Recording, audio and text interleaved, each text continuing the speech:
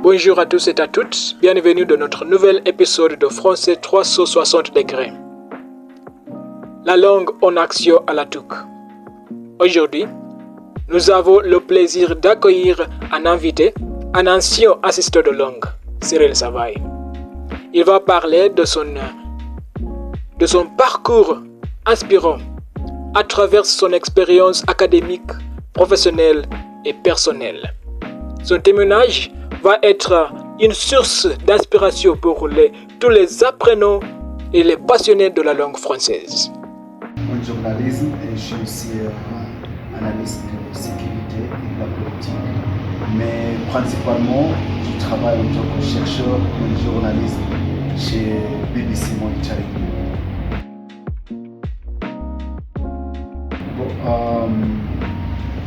Parler sur le programme Cassette Langue, j'étais motivé à postuler pour ce programme parce que j'avais étudié le français depuis le lycée et quand j'ai rejoint l'Université technique du Kenya, j'ai continué à apprendre le français et c'est là où j'ai appris du programme d'assistant langue. Et mon professeur de français à l'époque, c'était Madame Foula et aussi il y avait le patron du cours français de la TUC, le docteur Teresa Tino. Ils m'ont parlé du programme et comment ça pourrait m'aider à améliorer mes compétences français et aussi mes compétences de professionnalisme. Et moi, l'idée de partir en France même était vraiment quelque chose qui évoquait l'enthousiasme de moi parce que vu que j'avais appris le français et j'avais jamais été dans un pays francophone ou être dans un environnement où on a des personnes francophones, ça serait la première fois d'être dans un environnement de tel. Et aussi le fait que j'avais jamais voyagé en dehors du Kenya, même juste ici à côté en Tanzanie, j'avais jamais parti le Kenya, donc ça serait la première fois pour quitter mon pays au Kenya. Donc, ce sont parmi les motivations que je compte sur qui m'ont vraiment poussé à vouloir avoir cette opportunité. Mais il y a aussi le fait que je pourrais développer mes compétences professionnelles, je pourrais avoir une expérience internationale. J'étais en train de poursuivre une licence en relations internationales et la diplomatie.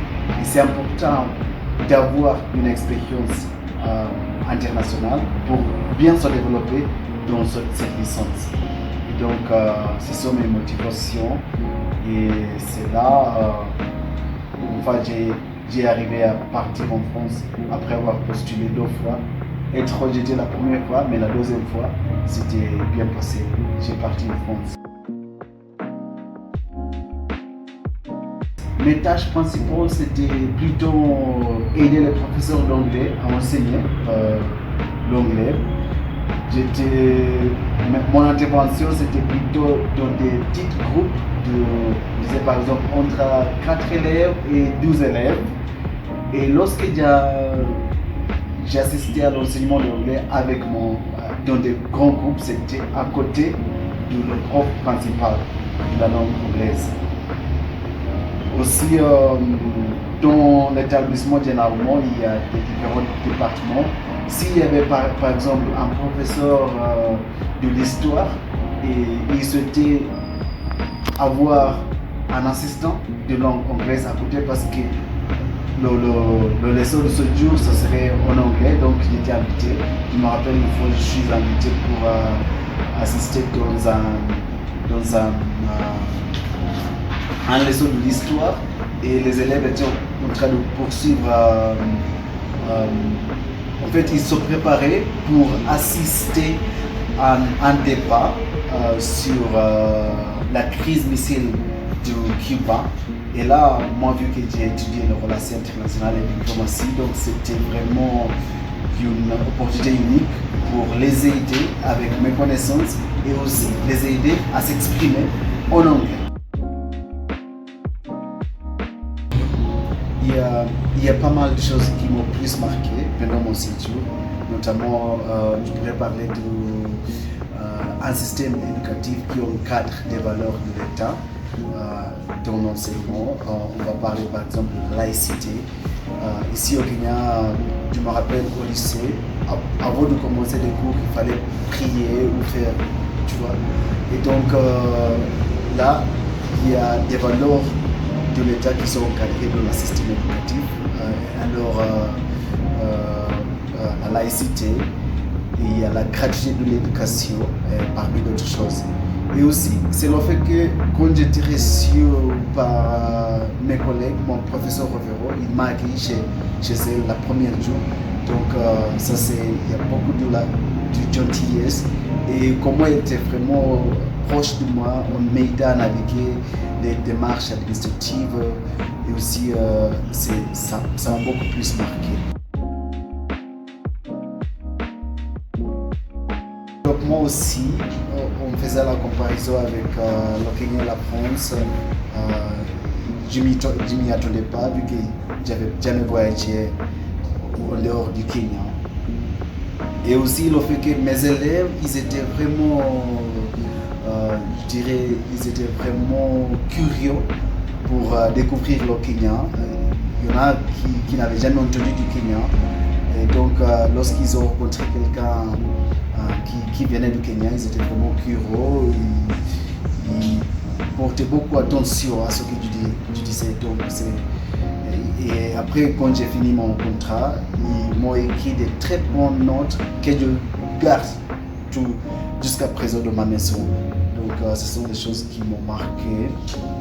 Et je pense que le fait que j'étais au sein d'un système éducatif français, j'ai appris beaucoup de choses au niveau de pédagogie et au niveau d'être quelqu'un professionnel.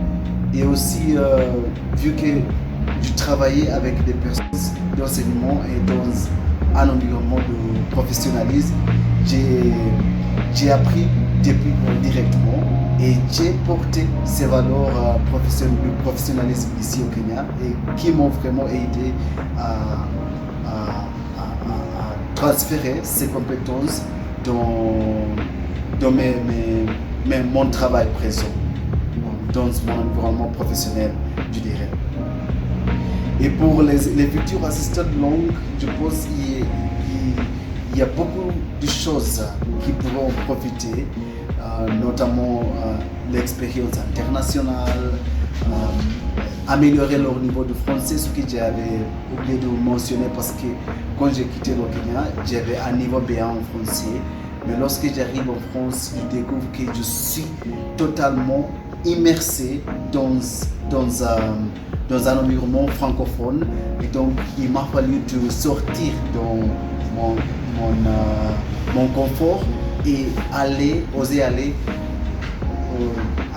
beaucoup plus pour apprendre et être en capacité de communiquer avec mes collègues, avec les personnes sur les queues, faire mes démarches dans les supermarchés. Donc j'ai amélioré mon français et lorsque je suis revenu au Kenya, j'ai passé mon épreuve de DELF Beto à l'Alliance française et j'ai bien réussi. Maintenant, je me considère être au niveau CA. J'ai passé des cours, mais je n'ai pas encore fait l'épreuve que je compte passer. Et donc, l'idée c'est que toi qui vas partir en France, tu vas vraiment améliorer ton niveau de français parce que l'environnement t'oblige de t'améliorer. Et en plus de ça, c'est des compétences professionnelles.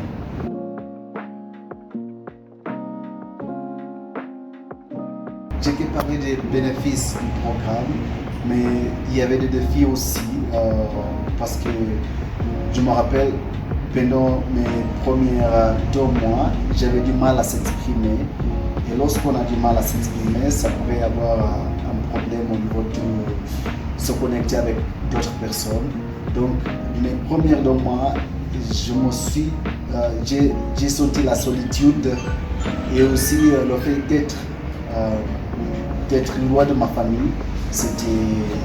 Mais petit à petit, lorsque j'ai commencé à savoir comment s'exprimer auprès d'autres personnes, sortir un peu, découvrir des villes, j'ai commencé à sentir, chez moi ou quoi.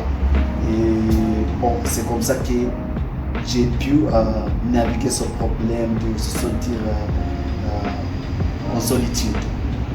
Et l'autre chose, il y a la difficulté de trouver un logement, c'est des choses comme ça. Et la vie aussi pourrait être un peu chère. Au niveau de trouver un logement, mon professeur Rivero, il a beaucoup travaillé pour que je puisse accéder à un logement au sein du lycée. Et c'était moins cher, donc j'ai pu épargner un peu. Et parce que j'étais dans l'académie de Créteil, ces endroits sont relativement chers. Et donc j'ai pu épargner et dépenser sur d'autres choses. Et comme ça, j'ai déclenché un peu, j'ai navigué le défi de la vie est très chère dans cette académie du Créteil. En fait, les défis pourraient être différents de quelqu'un à l'autre. Et ce que je pourrais conseiller les futurs assistants de langue, il faut être en communication avec vos collègues, les assistants de langue que vous partez avec eux en France. Il faut être en communication avec eux pour voir comment ils ont, pour voir s'il y en a en fait ceux qui ont les mêmes défis comme toi et comment est-ce qu'ils ont pu naviguer ces défis. Et aussi, il faut bien communiquer avec votre prof référent, et comme ça il pourrait t'aider à naviguer certains défis pendant votre séjour. Bon, alors j'ai assisté au programme 2 fois, j'ai renouvelé mon contrat 2 fois. Et depuis que je suis retourné au Kenya, et bon, j'ai pu s'intégrer tranquillement dans le système de travail du Kenya.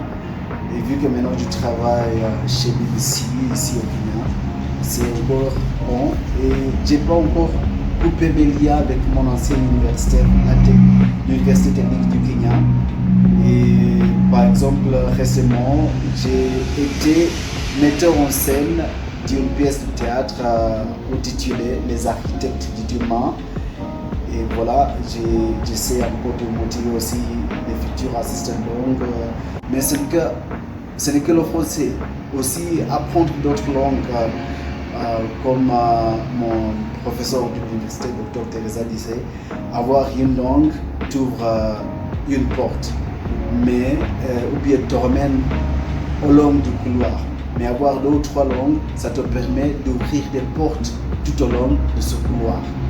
Bon, c'est mon conseil principal. Et bon, c'était un plaisir de participer dans ce projet et je vous souhaite tous les meilleurs. Merci beaucoup.